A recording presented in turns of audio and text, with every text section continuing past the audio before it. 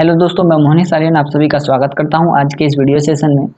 दोस्तों, आज के इस वीडियो सेशन में मैं आप सभी से सुप्रीम कोर्ट के फैसले पर बातें करने वाला हूं। दरअसल दोस्तों, आप सबों को पता होगा कि फाइनल ईयर के जो एग्जामिनेशन सितंबर 2020 में होने वाले थे, इसके विरोध में एक याचिका सुप्रीम कोर्ट में लगाई गई थी और उसी याचिका पर सुनवाई जो है आज खत्म हो गई और उस सुनवाई में क्या फैसला आया, मैं अभी इसी पर बात आपसे करने वाला हूं। तो दोस्तों, जैसा कि आप सबों को पता होगा कि यूजीसी ने एक नोटिस निकाला था, जिस नोटिस में उसने ये कहा था कि at any cost end of सितंबर, मतलब सितंबर के अंत से पहले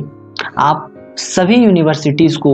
ये आदेश दिया जाता है कि आप सभी यूनिवर्सिटीज जो है अपने अपने यूनिवर्सिटीज के अंदर फाइनल ईयर के एग्जाम कंडक्ट करवा ले। तो दोस्तों, इसी नोटिस के विरोध में कई सारे स्टेट्स जो है सुप्रीम कोर्ट चले गए थे कि नहीं, इस कोविड-19 के कंडीशन में जो है एग्जामिनेशन नहीं हो सकते और एग्जामिनेशन को कैंसिल कर दिया जाए और साथ ही सीधे सीधे सभी बच्चों को प्रमोट कर दिया जाए नेक्स्ट ईयर में, या फिर जो बच्चे फाइनल ईयर में हैं तो उनके जो है एग्जामिनेशन ना हो और उनको जो है सीधे सीधे डिग्री प्रोवाइड करवा दी जाए। तो इसी याचिका पर सुनवाई आज खत्म हो गई। दोस्तों, इस याचिका में क्या क्या मुख्य बातें निकलकर सामने आई, मैं इसी बात पर अभी चर्चा करूंगा। तो दोस्तों, यहाँ पर एक हेडिंग लिखा हुआ है, no degrees without exam, supreme court upholds UGC's position. तो यहाँ पर कहा गया है कि बिना एग्जाम के डिग्री नहीं मिलेगी और सुप्रीम कोर्ट ने यूजीसी द्वारा दिए गए नोटिस को बरकरार रखा है, यूजीसी द्वारा जारी किए गए गाइडलाइंस को बरकरार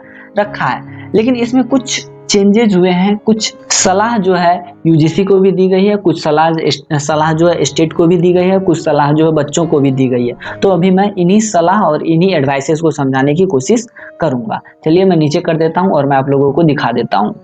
तो दोस्तों, इस याचिका की सुनवाई के दौरान हायर एजुकेशन के सेक्रेटरी अमित खरे जी ने ये कहा है कि there will be no degrees without exam, मतलब कि बिना एग्जामिनेशन के तो डिग्री मिलेगी ही नहीं। अब आगे क्या पॉइंट लिखा हुआ है मैं उसको भी समझाने की कोशिश करता हूं दोस्तों। तो यहाँ पर लिखा गया दोस्तों, SC rules that final year examination for the college university students have to be held. Supreme court के रूल्स के अकॉर्डिंग, सुप्रीम कोर्ट के निर्देश के अकॉर्डिंग कॉलेज और यूनिवर्सिटीज के स्टूडेंट्स के फाइनल ईयर के एग्जामिनेशंस तो होके ही रहेंगे, but states under disaster management act can postpone exam in view of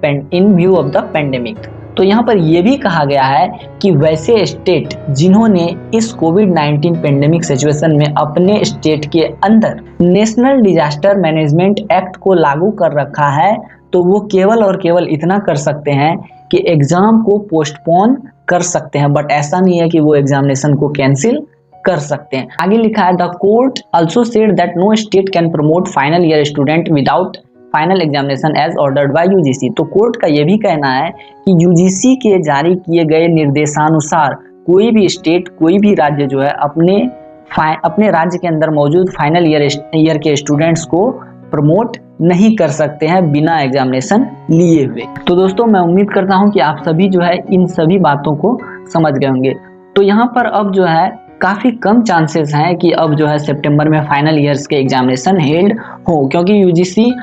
खुद भी जो है अपने द्वारा जारी की गई नोटिफिकेशन पर विचार कर सकती है, क्योंकि अगर सितंबर में एग्जाम होते हैं तो थोड़ी धांधली अथवा अफरा तफरी की संभावना हो सकती है, बट ऐसा होना नहीं चाहिए। अगर यूजीसी जो है अपने अपने यूनिवर्सिटीज़ को ये निर्देश दे चुकी है कि फाइनल ईयर के एग्जामिनेशन चाहे तो ऑनलाइन ले या ऑफलाइन ले, लेकिन लेना तो होगा, तो यूजीसी और यूनिवर्सिटीज़ ये भी तय करेंगे कि किस प्रकार से एग्जामिनेशन लिए जाएं कि कम से कम नुकसान हो, बच्चों को किसी भी प्रकार का कोई प्रॉब्लम ना हो और उनके ज़िंदगी के साथ किसी भी प्रकार का कोई खिलवाड़ ना हो। तो दोस्तों, इतनी सारी बातें जो हैं आप लोग स्पष्ट रूप से समझ गए होंगे और मुझे लगता है कि अब आप लोगों को अपने प्रिपरेशन तो स्टार्ट कर ही देने चाहिए। भले ही सितंबर में एग्जामिनेशन हो या ना हो, लेकिन एग्जामिनेशन दिसंबर या कभी भी at the end of the December, at the end of the नवंबर या फिर अगले साल जनवरी में कंडक्ट तो होके ही रहेंगे एग्जामिनेशन। इसलिए आप लोगों को अभी से प्रिपरेशन स्टार्ट कर देनी चाहिए। तो मैं उम्मीद करता हूं दोस्तों कि आप सभी जो है इस नोटिस को अच्छे से समझ गए होंगे और आज के वीडियो में इतना ही रहेगा दोस्तों। और अगर इस वीडियो में किसी भी प्रकार की कोई त्रुटि अथवा कमी है तो उसके लिए मैं आप लोगों से क्षमा चाहता हूं और मैं आप लोगों से रिक्वेस्ट करता हूं कि आप लोग जो है मेरी कमी अथवा गलती को जल्दी से जल्दी कमेंट सेक्शन में मेंशन कर दें, ताकि इन फ्यूचर में इस प्रकार की कोई गलती दोबारा से न दोहराऊं और मैं आप लोगों के लिए अच्छे से अच्छे कंटेंट बना पाऊं। Till then tata bye bye, good night, good morning, good evening. जो भी बच्चे जिस भी समय इस वीडियो को देख रहे हैं वो लोग अपने हिसाब से इस तरह के मैसेज को एडजस्ट कर ले।